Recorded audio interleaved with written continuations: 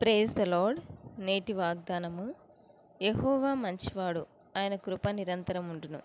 ఇర్మియా గ్రంథము 33వ అధ్యాయము 11వ వచనము. దేవుడు పక్షపాతి కాడు.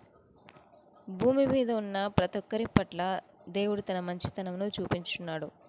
ఆనాడు ఇశ్రాయేలీలు ఐగుప్తులో బానిసలుగా ఉంటూ వారికి కలిగిన శ్రమను బట్టి దేవునికి మొరపెట్టినప్పుడు వారిని విడిపించి దేవుడు వాగ్దానం చేసిన కనాన్ దేశంలోకి నడిపించుటకు ఒక నాయకుని నియమించాడు. మార్గమధ్యంలో దేవునికి విరోధంగా పాపం చేసినప్పటికీ ఆయన వాత్సల్య సంపూర్ణుడై వారిని నశింపచేయక వారి దోషమును పరిహరించువాడు.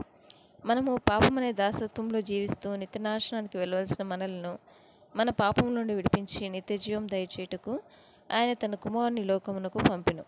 ఆయన కుమారుని ద్వారా అనగా యేసుక్రీస్తు ద్వారా నిత్యమైన కృపను కనికరమును మన పట్ల చూపించున్నాడు.